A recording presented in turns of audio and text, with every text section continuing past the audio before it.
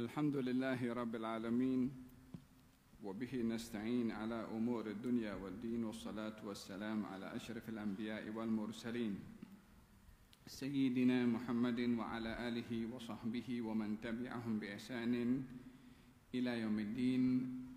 Amma ba'du.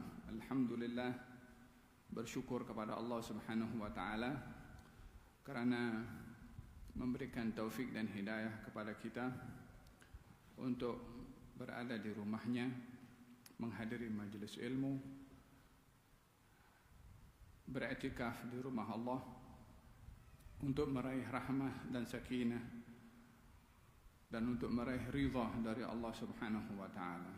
Tentunya amal perbuatan kita pada malam hari ini adalah dicatat oleh malaikat yang ditugaskan oleh Allah dan untuk menjadi pengisi kepada timbangan amal baik kita nanti di akhirat. Mudah-mudahan masa yang kita lalui, fokus yang kita beri, niat yang kita sudah hadirkan, harapan yang kita inginkan dari Allah dipenuhi segala-galanya oleh Allah Subhanahu wa taala. Sementara kita berada di rumahnya Allah, dan orang yang datang ke rumahnya Allah menjadi tetamu kepada Allah, dan haknya tetamu itu dilayan oleh Allah. Demikian sabda Rasulullah sallallahu alaihi wasallam, "Man tawadda'a fi baitihi." Barang siapa orang yang berwuduk di rumahnya lalu datang ke rumah Allah, maka dia menjadi tetamu kepada Allah. Fahaqqun 'alal mazuri an yukrima zairahu. Maka yang diziarahi pasti akan melayan kepada yang berziarah. Ini rumahnya. Tuannya adalah Allah. Dia juga yang akan melayan. Tapi layanannya bukan seperti manusia. Manusia boleh layan dengan buah-buahan, dengan nasi biryani, dengan nasi mandi mungkin guna. Tapi Allah Subhanahu wa taala punya layanan, anqumu maghfuran lakum qad buddilat sayyi'atukum hasanat. Layanannya Allah yang menjadi tetamu kepada Allah, katanya bersurailah kamu dalam keadaan dosa kamu diampunkan dan digantikan dengan pahala sebanyak dosa yang diampunkan. Siapa boleh bagi pengampunan dosa selain Dia Subhanahu wa taala? Siapa yang boleh bagi rahmat selain Dia? Siapa yang boleh bagi syurga selain Dia? Siapa yang boleh beratkan timbangan amal baik kita selain Dia? Siapa yang boleh bagi rezeki kepada kita selain Dia? Siapa yang boleh bagi sehat kepada kita selain Dia? Siapa yang boleh penuhi kita punya hajat selain Dia? Kita tetamu kepada Allah Subhanahu wa taala, bersyukur walaupun kita banyak dosa, walaupun kita banyak silap, walaupun banyak tergelincir, walaupun masalah-masalah yang kita lalui daripada perbuatan yang tidak betul. Kalau Allah itu tidak menginginkan kebaikan kepada kita malam hari ini, tak tergerak kita untuk datang.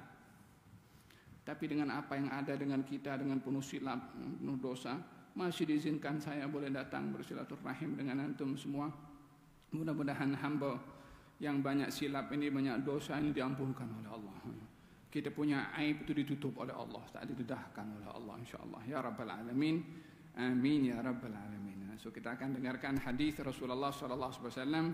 Kita perlu hadirkan niat kita di masjid ini untuk i'tikaf dan juga untuk mendapatkan ilmu dan juga untuk mendapatkan keberkatan doa Nabi Muhammad SAW kepada mereka belajar hadis. Katanya, naddarallahu imra'an sami'a maqalati fawa'aha fa'addaha kama sami'aha farubba muballighin aw'a min sami'. Allah akan memberi cahaya kepada orang yang mendengarkan cakap aku dan memahaminya lalu menyampaikan kepada orang lain. Terkadang yang menerima penyampaian lebih paham daripada yang menyampaikan.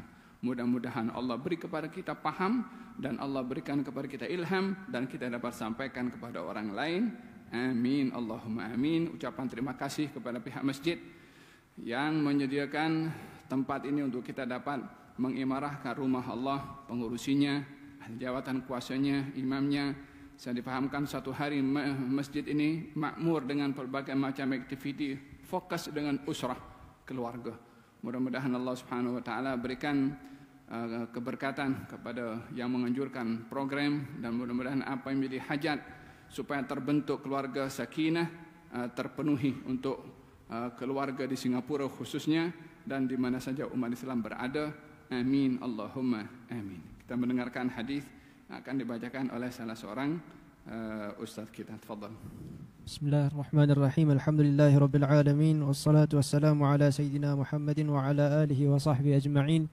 قراءة في رياض الصالحين من كلام رسول الله صلى الله عليه وسلم سيد العارفين للإمام العلامة محي الدين أبي زكريا يحيى بن شرف النووي رحمه الله، نفعنا وبه وبكم سائر الصالحين في الدارين، ورضي الله عنه وعنكم وبسندكم المتصل إليه. قال عن أبي سعيد الحسن البصري رضي الله عنه أن عائذ بن عمرو رضي الله عنه دخل على عبيد الله بن زياد فقال: أي بني، إني سمعت رسول الله صلى الله عليه وسلم يقول: إن شر الرعاء الحطمة، فإياك أن تكون منهم.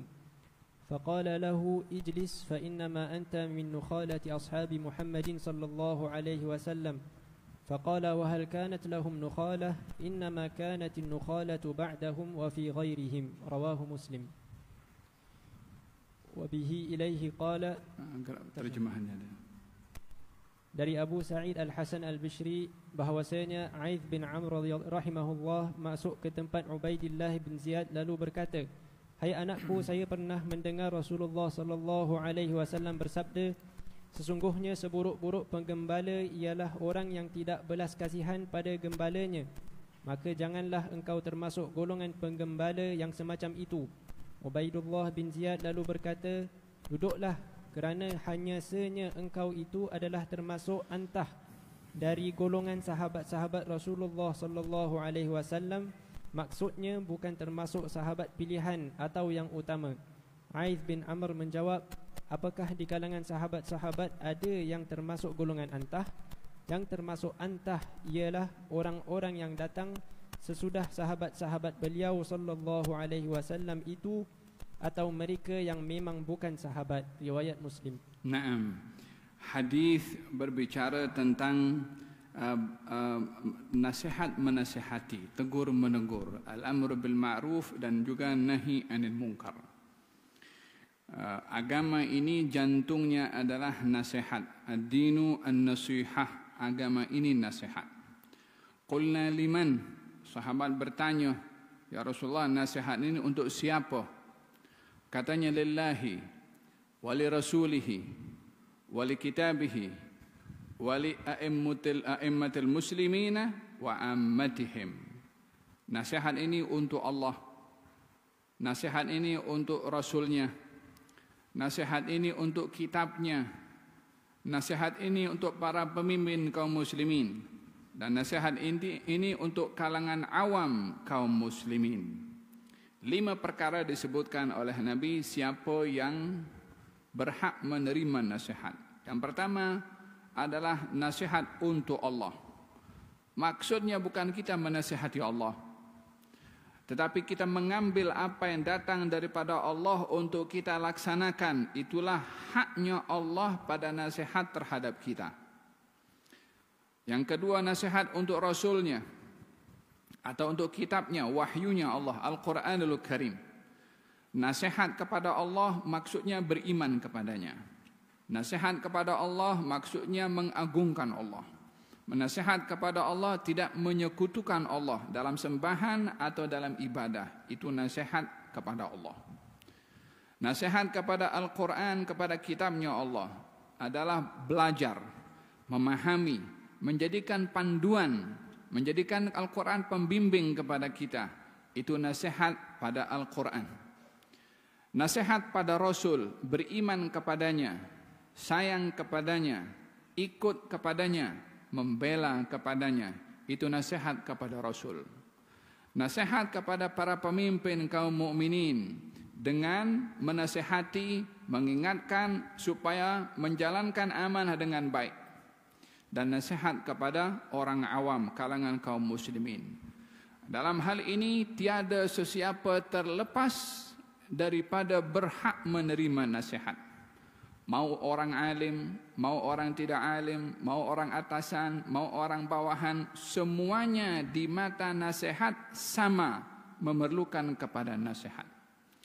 Rasulullah pun sendiri kadang-kadang meminta pandangan daripada sahabat-sahabatnya, meminta pendapat daripada sahabat-sahabatnya, menerima bila diingatkan oleh para sahabatnya. Kalau ini Rasul, apatah lagi yang lainnya yang amat memerlukan nasihat.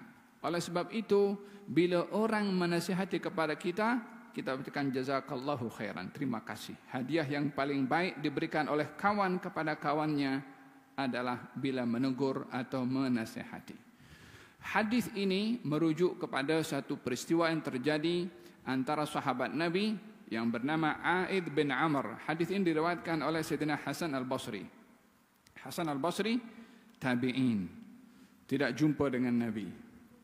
Golongan yang tak jumpa dengan Nabi, tapi jumpa dengan sahabat Nabi, namanya tabi'in. Golongan yang jumpa dengan Nabi, namanya sahabat, bila beriman dan meninggal dalam keadaan iman. Hasan al-Basri, seorang tabi'in, bahkan dikatakan sayyidut tabi'in, yakni penghulu yang paling mulia daripada kalangan tabi'in. Salah satu pendapat mengatakan Sayyidina Hasan al-Basri, muridnya Sayyidina Ali bin Abi Thalib. Beliau meriwayatkan, katanya dalam hadis ini, anna Aid bin Amr radhiyallahu anhu, Aid bin Amr, sahabat Nabi, masuk datang ke tempat Ubaidillah ibn Ziyad. Ubaidillah bin Ziyad salah satu pemimpin dari kalangan Bani Umayyah, dikenali dengan kekejamannya. Pembunuhan yang dilakukan oleh Ubaidillah ibn Ziyad, menjadi pemimpin di Irak di usia ke-22 tahun, masih muda. Darahnya panas. Sehingga ketika dia banyak melakukan kezaliman, menjadi tanggung jawab kepada orang yang mengerti untuk menasihati. Maka di sini Aid ibn Amr datang ke tempatnya Ubaidillah bin Ziyad, mungkin di istananya atau mungkin di tempat pentadbiran pemerintahan, sebab dia sebagai gubernur di Irak waktu itu. Dalam hal ini Aid ibn Amr datang jumpa dengan pemimpin, datang jumpa dengan gubernur, datang jumpa dengan ketua wilayah. Tujuannya adalah untuk menasihati. Dan nasihat di sini adalah kepada mereka yang memiliki kekuasaan, manfaatnya besar. Bila yang berkuasa menerima nasihat, manfaat daripada penguasa itu kepada semua rakyat. Sehingga teguran kepada penguasa yang kalau diterima, yang mendapat manfaat bukan hanya itu penguasa, tapi rakyat pun dapat. Oleh sebab itu dikatakan menasihati kepada para penguasa bahagian daripada nasihat 5 yang disebutkan tadi dalam hadis Nabi Muhammad sallallahu alaihi wasallam. Dalam hal ini datangnya Aid bin Amr berjumpa dengan Ubaidillah bin Ziyad bukan menginginkan sesuatu, bukan menginginkan hadiah. Tidak elok bagi seorang alim bila datang ke rumah penguasa untuk mendapatkan keduniaan. Tapi boleh untuk pergi untuk menasihati, untuk menyampaikan pendapat, untuk memberikan masukan, supaya menjadi satu idea dan pegangan bagi orang itu yang manfaatnya kembali kepada masyarakat yang dipimpinnya. Atas dasar tanggung jawab itu, Aid pergi ke istananya Ubaidillah ibn Ziyad. Jadi di sini kita ada dua keadaan. Untuk apa orang datang ke tempat penguasa? Tidak boleh dipahami dengan sepihak. Kalau tidak, kita dalam Quranul Karim Allah Subhanahu wa taala suruh Nabi Musa dan juga Nabi Harun pergi jumpa dengan Firaun. Mengatakan Nabi Musa dan juga kepada Nabi Harun, idhaba ila Firaun. Kamu berdua pergi kepada Firaun. Ini kan pergi kepada penguasa. Tujuannya apa? wa qula lahu qawlan layyinan la'allahu yatadhakkaru aw yakhsha. Sampaikan kepada dia nasihat yang baik, kata-kata yang lemah lembut, yang sopan. Ini Fir'aun kan sudah paling kejamnya orang. Tapi Allah bagi panduan bagaimana cara menegur, bagaimana cara menasehati. Kita bukan hanya cukup punya semangat menasehat. Kita tidak cukup dengan niat baik dalam menasehat. Kita perlu menentukan cara di dalam menasehat. Niat boleh baik, tujuan boleh baik, tapi boleh hancur tujuan kalau cara tidak baik. Oleh sebab itu dikatakan al-wasail al-maqasid as-samiyah la tublagh bil wasail al-munhattah. Tujuan yang baik dan mulia tak boleh dicapai dengan cara yang hina, dengan cara yang salah. Tidak ada konsep yang diajarkan kepada kita dalam Islam, al-ghayah tubarrir al-wasilah. Tujuan menghalalkan segala cara. Kita tidak diajar seperti itu. Tapi kita diajarkan tujuan itu mesti memilih cara. Nah, ini maksudnya tujuan yang baik mesti caranya pun juga baik juga. Oleh sebab yang demikian, di dalam nasihat ini semangatnya, tujuannya dan caranya mesti betul. Di dalam menegur kepada Fir'aun, Allah Subhanahu wa taala berfirman, faqula lahu qawlan layyinan. Katakan kepada dia, Fir'aun, kata-kata yang lemah lembut. Apa tujuannya? Kalau kasar ini boleh langsung angkat pedang Fir'aun itu. Faqula lahu qawlan layyinan. Kita dalam tafsir ketika bahas tentang masalah ini, yang suruh pergi ke Fir'aun Allah Subhanahu wa taala. Nabi Musa yang disuruh. Allah itu kan sudah tahu Fir'aun tak mungkin terima. Lalu kenapa Nabi Musa disuruh? Kenapa Nabi Harun juga disuruh temankan Nabi Musa untuk beritahu kepada Fir'aun di saat Allah tahu Fir'aun tak akan terima nasihat Nabi Musa? Itu pun juga dibagi tahu oleh Allah, katakan dengan kata-kata yang lemah lembut. Walaupun Allah tahu Fir'aun tak akan terima kata-kata dan nasihat Nabi Musa. Kenapa soalannya? Yang suruh Nabi Musa Allah yang maha tahu Fir'aun tak akan terima. Kenapa? Supaya kita belajar macam mana menasihati kepada orang berkuasa. Supaya kita mengambil ibrah daripada perbuatannya Nabi Musa ketika datang kepada Fir'aun. Untuk apa dia pergi ke istananya Fir'aun?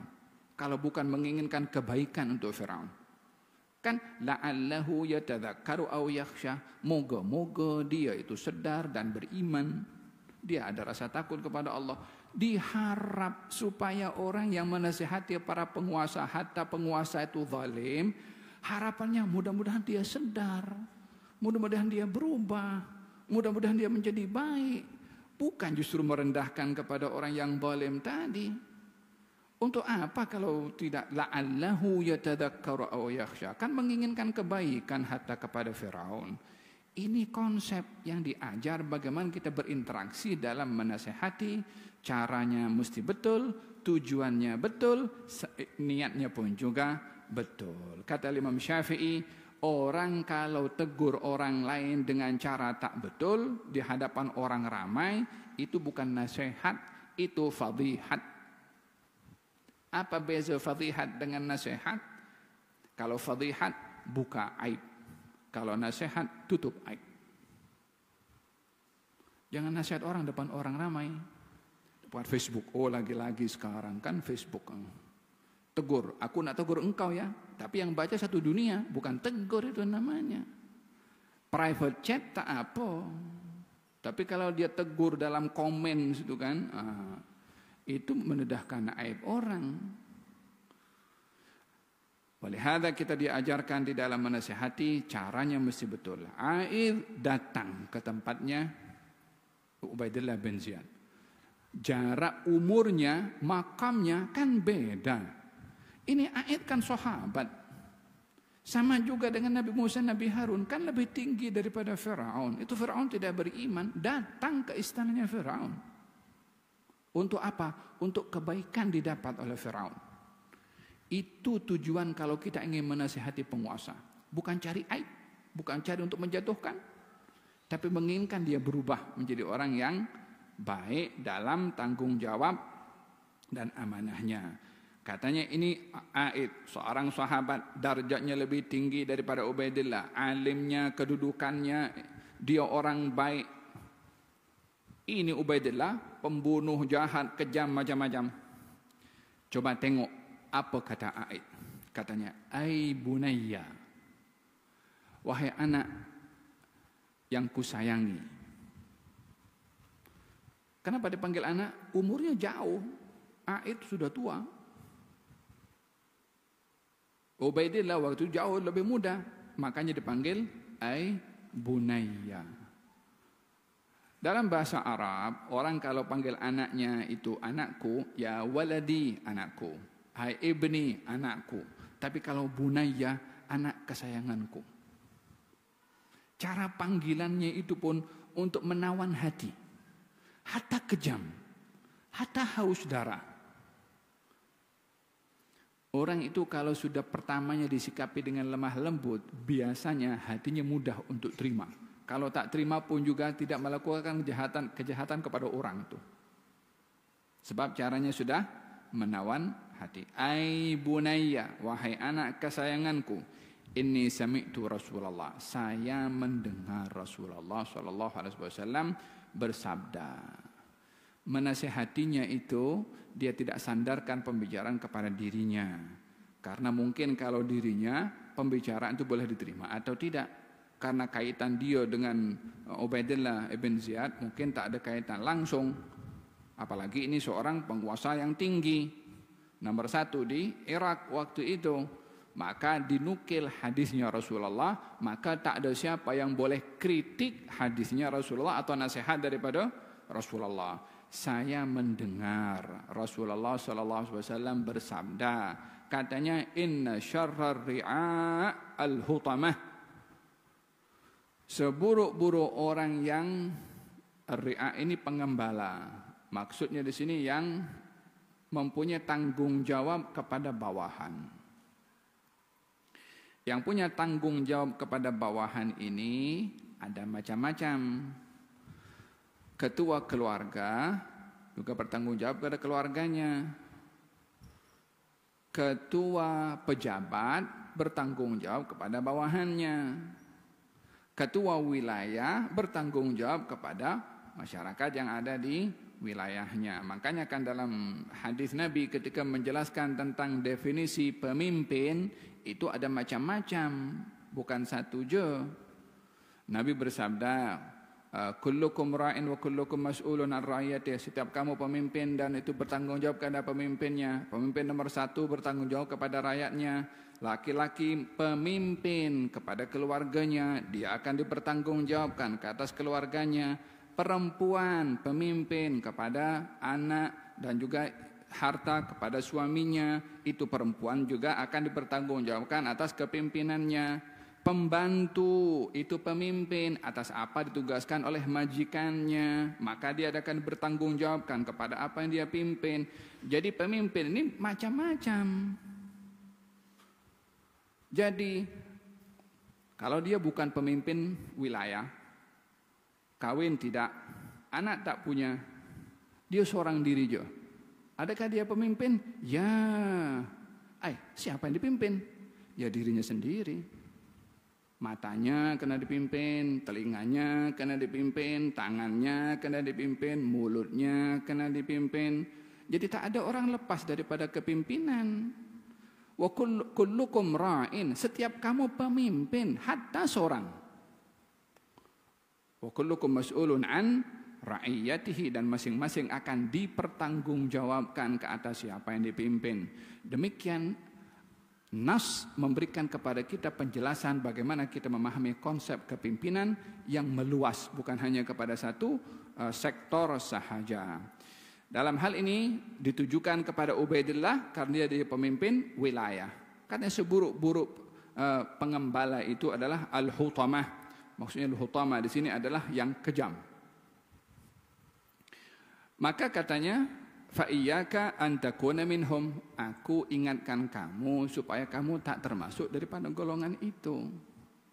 Nah, tengok bahasanya kan, aku ingatkan kamu supaya kamu tak termasuk daripada golongan itu. Dia tak mengatakan kamu termasuk daripada golongan itu. Kalau kata begitu mungkin naik pedangnya Ubaidillah bin Ziyad. Hati-hati kamu jangan sampai tergelincir kepada golongan yang dikecam oleh Nabi. Ini kan nasihat. Ini kan mau menarik hatinya Ubaidillah tadi supaya tak menjadi orang kejam. Walaupun Aid ini tahu perbuatannya Ubaidillah kekejamannya itu, tapi tidak langsung direct. Di dalam menasihati, pilihlah cara yang terbaik dalam menasihat. Dulu ada orang tua, wuduknya tak betul, walhasil tak kena, tak sempurna.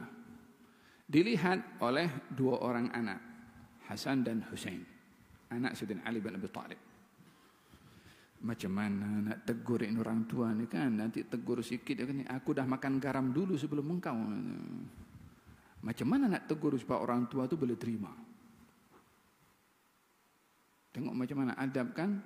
Katanya kita berdua pura-pura minta kepada orang tua tu untuk menilai kita punya wuduk kita tak betul. Bagi tahu kepada orang tua tu supaya tengok wuduk kita ni yang mana satu betul, supaya dia boleh lihat wuduk siapa yang tak betul. Dua orang budak katanya, Pak Cik, kami ini ada beza pendapat dengan saya punya saudara berkenaan dengan wuduk kami. Dia kata wuduk saya tak betul. Saya kata wuduk dia yang tak betul.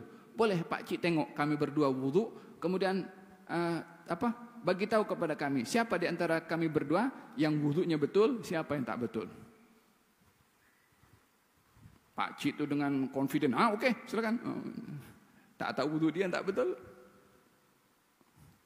Wuduk dengan sempurnanya. Husain pun wuduk dengan sempurnanya. Macam mana tak sempurna? Dididik di rumahnya Rasulullah sallallahu alaihi wasallam. Pak Cik tu tengok wuduk mereka berdua sama, yang tak sama wuduk siapa? Wuduk diri sendiri tu. Gal jazakumullah khair. Terima kasih engkau dah tegur. Tak tersinggung itu Pak Cik. Tak terluka hatinya ditegur. Apa sebabnya? Caranya. Jadi tidak cukup dengan keinginan, melainkan memilih cara.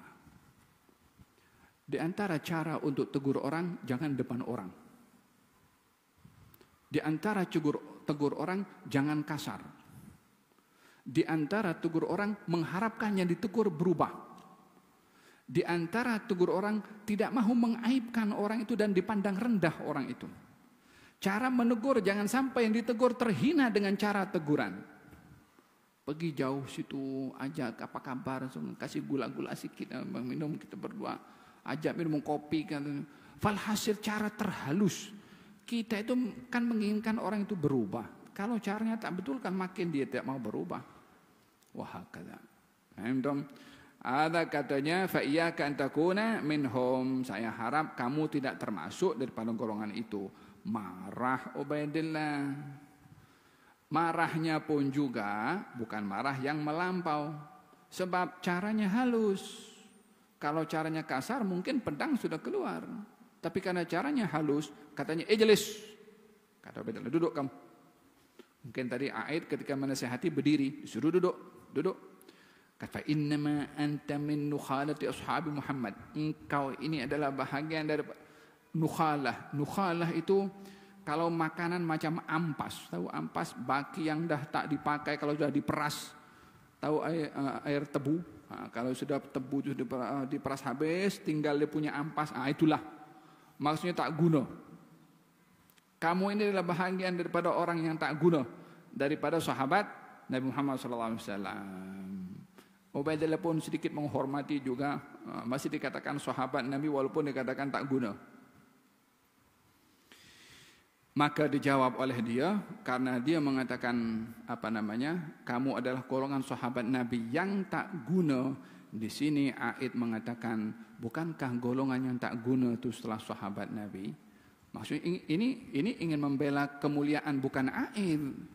ingin membela kedudukan sahabat. Sebab dia mengatakan kamu adalah golongan yang hina daripada sahabat Nabi. Katanya Aid, yang namanya sahabat Nabi tak ada yang hina. Kamu jangan sembarangan. Pembelaan itu bukan kepada diri sendiri. Pembelaan kepada kedudukan, martabat sahabat yang perlu untuk dihormati. Di sini Aid membela Marwah. Ya, orang yang membela marwahnya ini kalau sampai gugur karena membela marwahnya, dia syahid di jalan Allah. Karena marwah bahagian daripada 5 konsep dalam maqasid syariah yang terlindungi. Agama, nyawa, akal, harta, dan marwah. Konten dalam syariat Islam 5 ini. Salah satunya adalah marwah. Aid ingin melindungi marwah sahabat. Maka di sini dia membela dengan mengatakan tidak ada yang rendah daripada kalangan sahabat Nabi. Yang ada yang rendah dan hina daripada perbuatan manusia adalah setelah sahabat Nabi. Memang golongan Khawarij muncul setelah sahabat Nabi, golongan orang-orang yang fitnah pun muncul setelah sahabat Nabi sallallahu alaihi wasallam. Demikian dijawab oleh Aid kepada Ubaidillah bin Ziyad.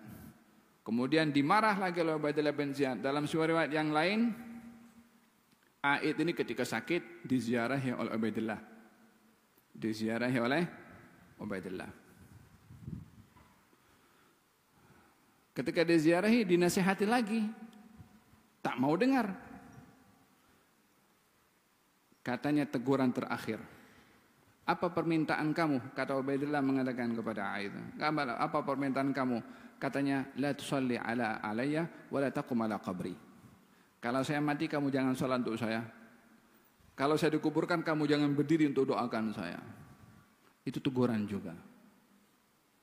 Karena kebiasaannya adalah orang yang dia akan menjadi wali, menjadi ketua di satu wilayah, dia akan menjadi imam dalam salat. Kalau dia orang fasik, ini ayat mengatakan kau jangan salat untuk aku sebab engkau fasik. Dan jangan kau doakan, doanya orang fasik tak diterima oleh Allah Subhanahu wa taala. Justru itu teguran supaya dia berubah untuk kali yang terakhir.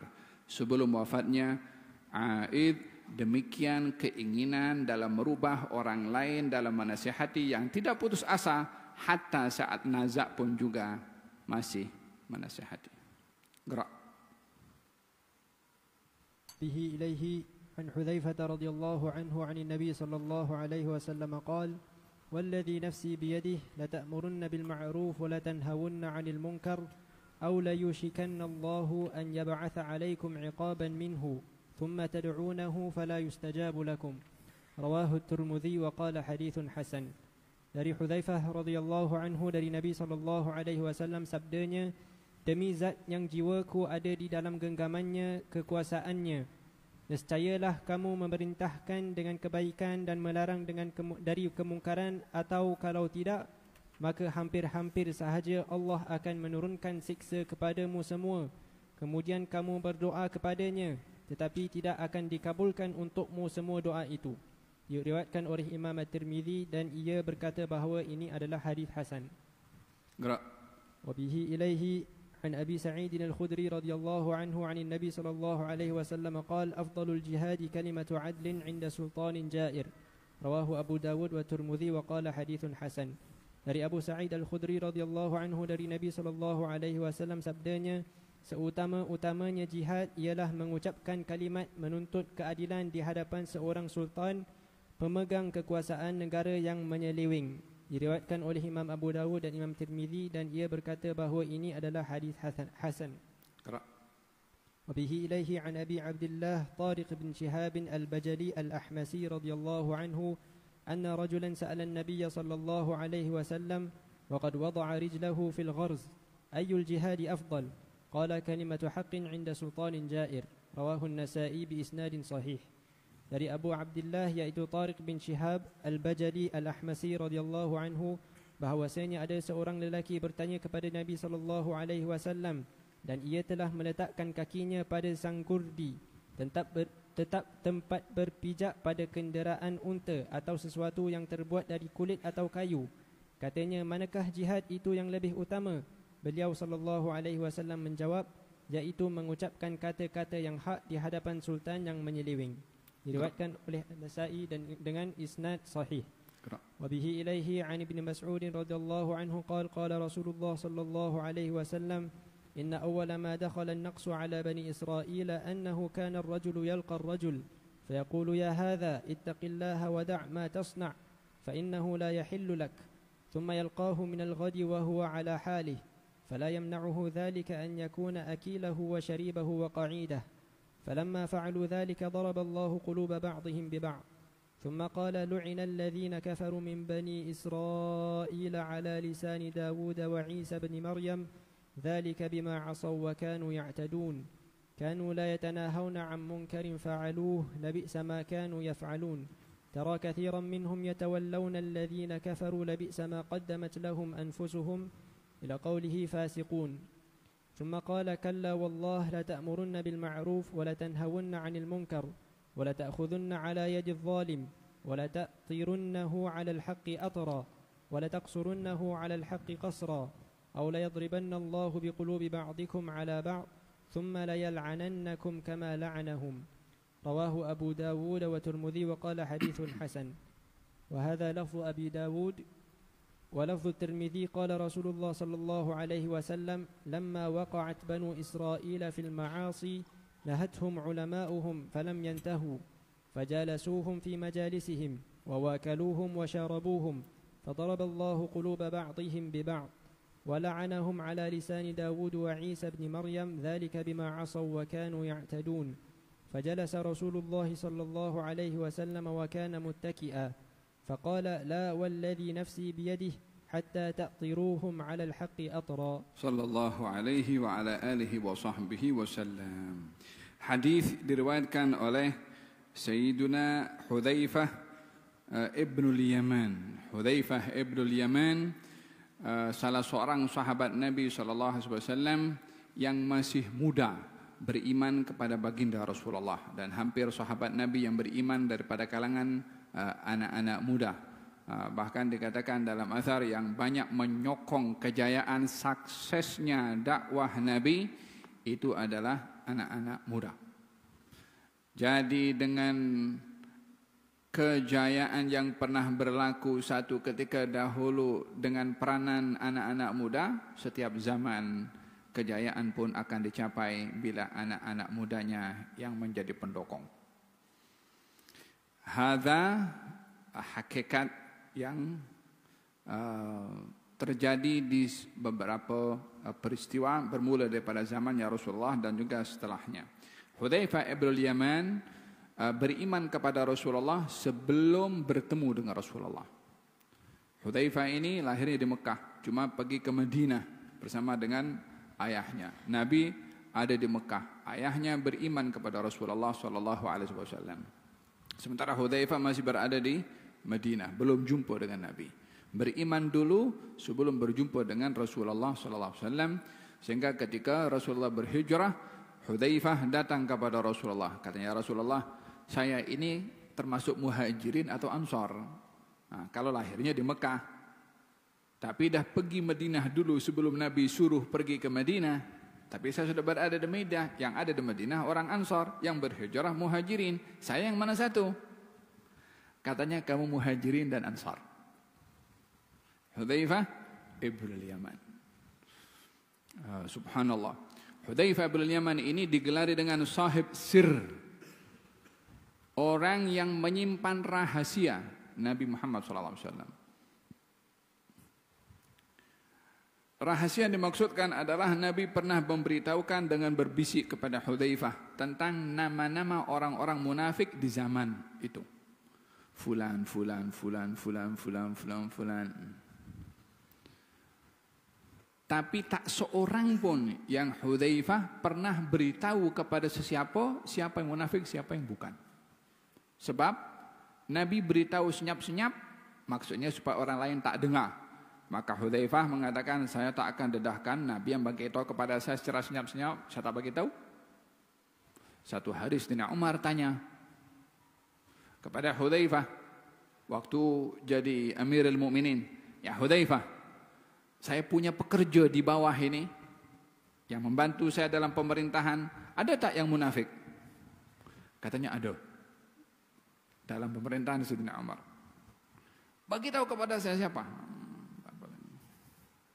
Karena sudah pesan tak boleh bagi tahu. Last kali baru Sayyidina Umar tahu sendiri setelah apa-apa berlaku kepada orang itu. Tapi Hudzaifah tidak bagi tahu. Kata Sayyidina Umar, saya kalau ada jenazah, saya dan ingin mensolatkan jenazah itu, saya tengok dulu. Hudzaifah keluar atau tidak? Kalau Hudzaifah keluar, maknanya dia orang baik.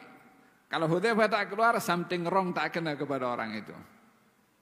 Jadi ukurannya Hudzaifah ibnul Yaman, sahib sir Muhammad sallallahu alaihi wasallam. Hudzaifah satu hari dalam peperangan bersama dengan Rasulullah sallallahu alaihi wasallam.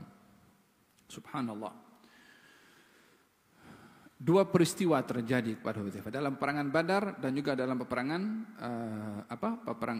Uhud. Dalam peperangan Badar, Hudzaifah tak join. Apa sebabnya? Hudzaifah ini satu hari sebelum peperangan Badar terjadi, dia berada di luar kawasan kota Madinah, lalu kena tangkap dengan kaum musyrikin yang sedang keluar untuk melawan kepada Rasulullah di Badar. Dia kena tangkap. Kata Hudzaifah, saya ini saya keluar dalam keadaan bermusafir, bukan ikut dengan tentera untuk memerangi kepada kamu.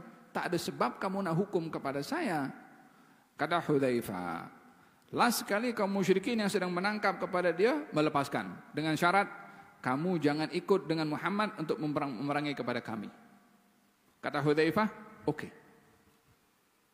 Ditinggalkan, terus Hudzaifah kejar Nabi di Badar. Sebelum kaum musyrikin sampai ke situ, jumpa dengan baginda Rasulullah. Ya Rasulullah, ini kaum musyrikin sudah keluar begini dan saya kena tangkap dan saya diminta untuk tidak ikut dalam perang Badar, untuk tidak ikut bersama dengan kaum memerangi kepada mereka. Kata baginda Rasulullah, kamu jangan ikut.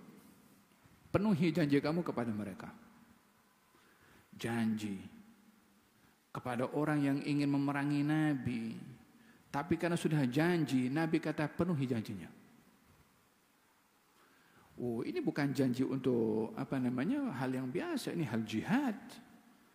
Tapi kalau sudah menjanjikan sesuatu dengan orang, hatta dalam situasi seperti ini, dipegang janji itu oleh Nabi, disuruh untuk ditunaikan, hatta kepada orang yang akan memerangi kepada Rasulullah pada ketika itu.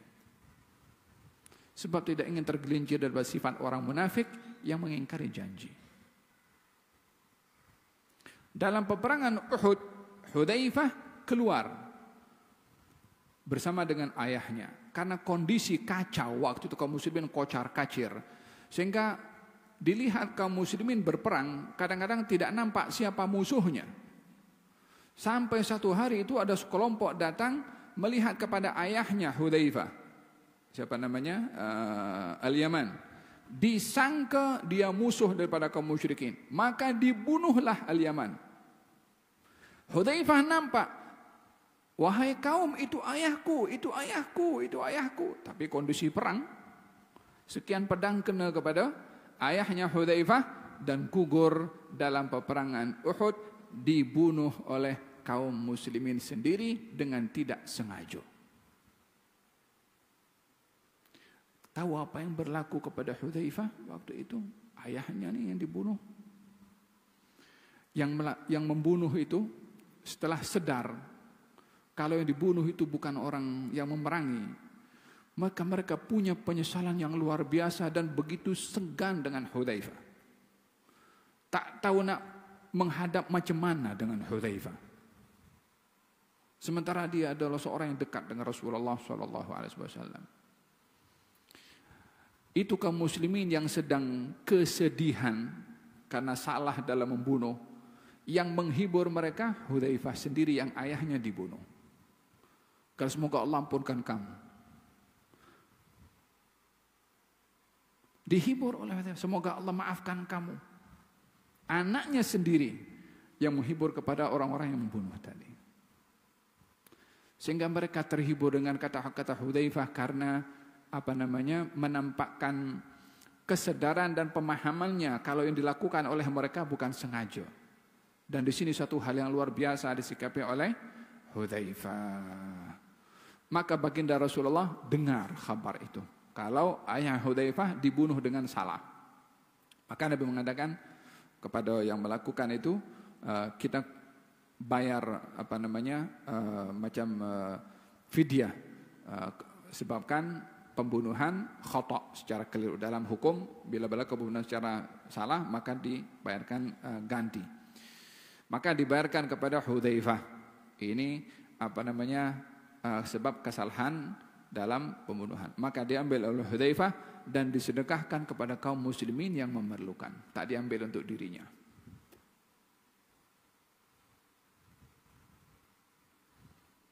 Jiwanya itu besar. Dijadikan tindakannya itu berdasarkan dengan panduan syariat, bukan emosi. Maka baginda gembira dengan sikapnya Hudzaifah. Hadza Hudzaifah ibnul Yaman, sahib sir baginda Rasulullah SAW. Dan banyak kejadian-kejadian yang luar biasa kepada Hudzaifah di peperangan Khandaq dan seterusnya. Hudzaifah meriwayatkan daripada Nabi SAW, katanya ini ancaman dan peringatan. Katanya, demi jiwaku yang berada dalam genggamannya, hendaklah kamu tetap mengajak orang berbuat baik, tetap untuk mencegah orang daripada buat mungkar. Jika tidak, maka Allah akan menghukum kamu dengan hukuman kalau kamu berdoa maka doanya tidak dimustajabkan. Seakan-akan ingin beritahu hukuman yang paling berat dari Allah bukan banjir, bukan COVID, bukan penyakit, walaupun itu musibah, tapi yang lebih dahsyat musibah itu kalau doa kita tidak dikabulkan oleh Allah. Kalau tidak, sejauh mana Nabi akan mengatakan hukuman yang paling berat doanya tidak dikabulkan? Kalau sudah doa tidak dikabulkan, kepada siapa kita mau minta? Kepada siapa kita mau menangis? Kepada siapa kita mau mengemis? Kepada siapa kita nak minta untuk masalah kita selesai? Kalau bukan kepada yang Maha Esa Subhanahu wa Ta'ala. Tapi kalau sudah pintu kabul doa ditutup, dengan siapa kita nak bersandar? Bukankah setiap orang itu mempunyai hubungan yang kuat untuk menyelesaikan segala permasalahannya melalui doa?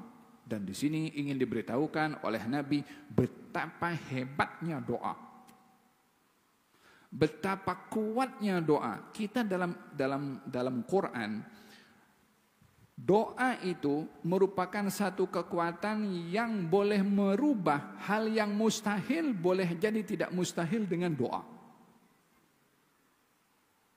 Dan perkara yang ditentukan berupa musibah dan bala yang kalau akan turun di suatu wilayah dan di wilayah itu ada orang berdoa, itu bala boleh ditolak dengan doa. Jadi bukan sembarangan doa ini. Kadang-kadang kan orang kalau ada masalah, oke, nanti saya doakan, doa, tapi kena usaha. Karena kan doanya nomor 2, nomor 3. Tak, doa nomor 1 dulu. Faham toh? Kita dalam Quranul Karim Allah Subhanahu wa taala bercerita tentang Nabi Zakaria dan juga istrinya. Nabi Zakaria sudah tua, istrinya mandul. Secara hukum logik dan hukum sains, mana orang mandul boleh melahirkan? Nabi Zakaria sudah umurnya 90 tahun. Sampai Nabi Zakaria ketika qaimun fil mihrab, berada di mihrabnya sedang sholat, kemudian diberitahu, malaikat datang, Allah memberikan kabar gembira kepada engkau akan mendapat anak, namanya Yahya. Oh, kata Nabi Zakaria, macam mana aku boleh dapat anak sementara aku sudah tua dan istri aku mandul? Katanya ini ketentuan daripada Tuhan yang menentukan kepada engkau. Tak sabar Nabi Zakaria. Aku nak tanda kalau istri aku hamil. Ala ayatuka alla tukalliman nasa thalatha ayyam. Kau takkan mungkin berbicara. Kalau ada tanda, maksudnya kalau istri kamu hamil, secara otomatis engkau punya mulut tak boleh bercakap. Di saat Nabi Zakaria menyadari mulutnya tak boleh bercakap, dia tahu istrinya hamil. Tapi subhanallah, yang maha kuasa ini kan, itu Nabi Zakaria ketika diberi tanda tak boleh berbicara kepada orang, tapi kalau berzikir boleh. Kalau bertasbih boleh. Kan mulutnya sama, lidahnya sama. Untuk mengeluarkan kata-kata itu kan dengan lidah yang sama. Kenapa dalam berbicara tak boleh, kedua mulutnya, dalam berzikir boleh lancar? Quran berbicara demikian. Allah itu maha kuasa dalam perbuatannya, tidak terkawal dengan imajinasi dan penilaian serta timbangan orang. Dia boleh cipta api, diambil panasnya, apinya menyala. Dia boleh jadikan api itu padam tapi panasnya ada. Subhanallah. Siapa yang boleh atur yang maha kuasa subhanahu wa ta'ala? Dia punya. Doa itu punya kekuatan, boleh merubah hal yang mustahil untuk tidak mustahil. Nah, hadza ancaman daripada Nabi. Hendaklah kamu tetap mengajak kepada kebaikan, tetap untuk mencegah kemungkaran. Kalau tidak kamu lakukan, maka Allah akan hukum kamu. Apa hukumannya? Kalau kamu berdoa tak akan dimustajabkan. Hadza berkenaan dengan ancaman dan peringatan orang yang tidak mengajak orang lain berbuat baik atau tidak mencegah orang lain daripada berbuat mungkar. Hadis yang berikutnya memberitahukan tentang afdalul jihad. Sebesar-besar jihad, kalimat yang benar atau adil kepada penguasa yang jair, yang zalim. Penguasa yang zalim, bila berkata kepada penguasa yang zalim itu kalimat yang benar, maka itu satu jihad. Bahkan bukan hanya jihad, tapi sebaik-baik jihad. Kenapa? Orang kalau berjihad berlawan musuh, maka dia berlawan satu lawan dua. Nah, tapi kalau orang itu, walaupun dirinya akan terancam juga, imma dia kena kepada musuhnya atau senjata musuh kena kepada dia. Tapi kalau pada penguasa yang zalim, yang terancam itu dirinya. Tapi kalau penguasa itu dapat menerima nasihatnya, maka tindakan penguasa manfaatnya kepada semua rakyatnya. Maka karena manfaat yang didapat oleh rakyat karena penguasa yang baik, karena dinasihati oleh seseorang yang berani, maka menasihati kepada penguasa yang zalim, yang manfaatnya kepada orang ramai, itu sebaik-baik jihad. Tapi tetap konsepnya seperti tadi, macam saya jelaskan, kalau menasihati seperti kepada Fir'aun atau kepada A'id tadi menasihati kepada Ubaidillah, kalau kata baginda Rasulullah SAW menggambarkan tentang hidup ini bersama, ya, berkeluarga, bermasyarakat, berjiran. Katanya begini, perumpamaan risalah yang saya bawa ini dengan kamu semua adalah orang yang naik perahu. Perahu itu besar. Ada 2 atau 3 tingkat. Yang satu di bawah, yang satu level 2, yang satu level 3. Yang level 3 di atas sekali. Yang high level. Yang di bawah, dia tak nampak sebab kanan kirinya tertutup dengan papan perahu itu. Dia tak nampak laut, dia tak nampak apa. Dia gelap saja di bawah. Yang di atas, dia boleh nampak segala-galanya. Yang di bawah kata, kita ni kalau haus nak minum macam mana? Kita ni low class. Bukan ekonomi kelas ni, tak tahu. Kelas apa tak tahu. Kita tak payah kacau yang di atas ni. Kita kalau nak ambil air, kita perlu naik ke atas. Kalau kita naik ke atas, kita kacau yang di atas. Daripada kita kacau yang di atas, kan senang untuk dapatkan air. Kita kasih lubang saja kita punya perahu di bawah ini, kan air boleh masuk. cara pemikiran yang salah, perbuatannya salah, tapi dia tak tahu kalau itu salah. Yang di bawah ini kata Nabi, kalau dibiarkan korek perahu itu dilubangi untuk mendapatkan air, semuanya akan tenggelam. Bukan yang di bawah saja, yang di atas pun hancur semua, hanyut. Tapi kalau yang di atas, ambilkan air. Air di bawah, engkau jangan risau. Kau perlu air, kita tolong. Kita ambilkan dan kita hantar. Sebab yang di atas mudah untuk mengambil air. Kalau di atas ambil air, diberikan kepada yang di bawah, keperluan yang di bawah itu terpenuhi, maka di bawah tak perlu untuk lubangi perahu. Jadi semuanya selamat. Macam tu kedudukan antara sesama masyarakat di dalam menasehati, di dalam memperbetulkan, dalam menegur, itu untuk tidak hanyut semua. Kalau orang yang salah dibiarkan melakukan kesalahan, ya bala Allah akan turunkan. Karena kepada siapa? Bukan hanya kepada yang salah saja, kepada semua. Tapi kalau yang salah ditegur, yang salah diperbetulkan, yang salah diingatkan, sehingga untuk berubah, di sini akan menjadi semuanya selamat dengan tidak diturunkan bala oleh Allah Subhanahu wa taala. Hikmah daripada menegur hatta kepada para penguasa, tujuannya supaya semua selamat. Bukan untuk merendahkan dan menjatuhkan orang yang berkuasa. Hadis yang terakhir tentang bagaimana Allah Subhanahu wa taala menghukum kepada Bani Israel disebabkan meninggalkan mengajak kepada kebaikan dan mencegah kepada kemungkaran. Di sini katanya di kalangan Bani Israel ada orang yang dia melakukan kejahatan. Ditegur. Hari ini ditegur. Esok buat benda mungkar, yang menegur duduk sama minum kopi dengan dia, sementara buat mungkar ini, memakan bersama dengan dia, sementara dia buat mungkar. Apa yang berlaku? Menormalisasi kemungkaran. Sudah tidak lagi dilihat mungkar sebagai mungkar. Apa sebabnya? Sebab orang yang bertugas untuk mencegah kemungkaran sudah tengok kemungkaran dan minum kopi sama-sama. Kan kehadirannya melihat hal mungkar dan dia keep silent, kan itu kan pengesahan merestu. Ya mungkar fadlu. Lebih kurang macam itu. Dan ini sudah banyak berlaku di zaman sekarang tentang normalisasi mungkar. Sehingga orang tidak lagi melihat benda yang mungkar-mungkar. Dan ini akhir zaman. Kata baginda Rasulullah, kaifa bikum idza tagha nisaakum wa fasaqa syababukum. Bagaimana kamu kalau hidup di satu zaman, lelakinya melampau, perempuannya melampau, lelakinya jadi fasik. Kata sahabat, ya Rasulullah, itu berlaku ke? Kata Nabi, yang lebih teruk daripada itu berlaku. Kalau apa yang lebih teruk daripada itu? Bagaimana kamu hidup di satu zaman kalau kamu sudah tidak lagi mengajak kepada kebaikan dan tidak mencegah kemungkaran? Kata sahabat mengatakan, itu berlaku wahai Rasulullah. Katanya yang lebih teruk daripada itu akan berlaku.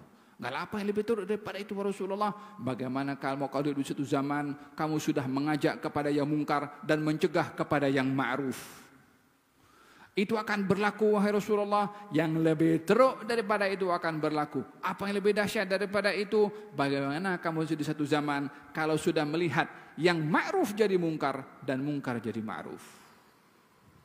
Sehingga orang berbuat baik dianggap berbuat salah. Orang berbuat salah dianggap berbuat baik. Bukan hanya normalisasi mungkar, tapi sudah sampai kepada peringkat menidakkan perbuatan yang ma'ruf.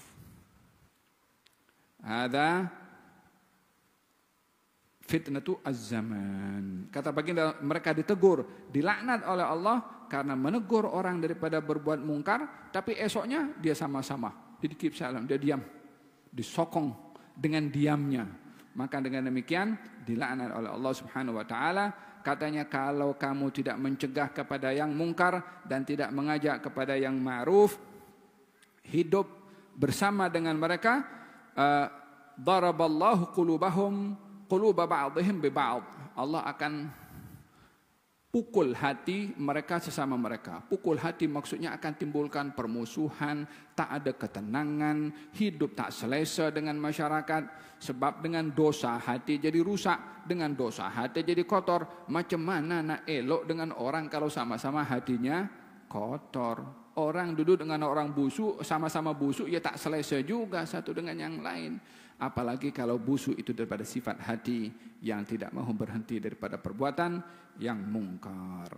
Hadza hadis yang sebelum terakhir berkenaan dengan ancaman daripada Allah Subhanahu wa taala kepada mereka yang tidak mahu mencegah kepada yang mungkar dan tidak mengajak kepada yang ma'ruf atau diam daripada perbuatan mungkar yang berlaku di hadapannya seakan-akan merestui perbuatan yang mungkar. Kata baginda Rasulullah sallallahu alaihi wasallam, "Innan nasa idza ra'au," dalam hadis yang terakhir Sayyidina Abu Bakar Siddiq katanya, "Qali ayuhan nas innakum la taqra'un hadhihi al-ayah ya ayuhan nas ya ayyuhalladzina amanu 'alaikum anfusakum la yadurrukum man dhalla idza ihtadaitum wa inni sami'tu Rasulullah sallallahu alaihi wasallam yaqul innan nasa idza ra'au adh-dhalima falam ya'khudhu 'ala yadayhi aw syaka an ya'ummahumullahu bi'iqabin min 'indih." Manusia kalau lihat orang zalim tidak diambil tangannya, ya subhanallah, tengok, diambil tangannya. Diambil tangannya orang yang zalim. Macam mana orang zalim diambil tangannya? Ditolong orang zalim. Macam mana orang zalim ditolong? Nabi yang suruh untuk tolong orang zalim. Unsur akhaka zaliman aw madluman. Tolong saudaramu yang zalim atau yang dizalimi. Kata sahabat, ya Rasulullah, kalau yang dizalimi ditolong wajar dia dizalimi. Tapi kalau yang zalim ditolong macam mana? Kamu tolong dia untuk berhenti daripada berbuat zalim. Itu pertolongan kepada orang zalim. Bukan tolong berbuat zalimnya, ditolong berhenti dari berbuat, mencegah dia daripada berbuat zalim. Itu Nabi masih mengatakan saudaramu, hatta dia zalim. Saudaramu, kata Nabi SAW. Lihada, hubungan sama kita dengan orang lain walaupun dia zalim, macam tadi orang naik perahu tadi, antara level bawah dengan level atas. Yang atas kena tolong yang di bawah. Dengan diberi, dibantu, diajar, didakwah, dibimbing supaya semua bahtera ini selamat, supaya negeri selamat, wilayah selamat karena saling tolong menolong dalam mengajak kepada kebaikan dan mencegah kemungkaran. Wallahu ta'ala alam bissawab. Moga-moga Allah Subhanahu wa ta'ala jadikan kita orang yang terbaik bagi kita punya keluarga, bagi kita punya kawan, bagi kita punya jiran, bagi kita punya masyarakat, bagi seluruh manusia tanpa mengira bangsa, agama dan lain-lainnya, menjadi orang terbaik kepada semua orang. Khairun nas anfa'uhum linnas, sebaik-baik orang yang paling baik bagi semua orang. Mudah-mudahan kita termasuk daripada orang yang terbaik bagi semua manusia. Ya Arhamar Rahimin. Masjid An-Nur diberkati oleh Allah Subhanahu wa taala. Usahanya untuk menjadikan masjid ini makmur dengan anak-anak muda dan juga kaum muslimin secara umumnya, mudah-mudahan diberikan taufik dan hidayah oleh Allah Subhanahu wa taala. Birahmatika arhamar rahimin. Wa sallallahu ala sayyidina Muhammadin wa ala alihi wasallam. Alhamdulillah rabbil alamin. Bisiril Fatiha wa ila hadratin Nabi Muhammad sallallahu alaihi wasallam. Al-Fatihah.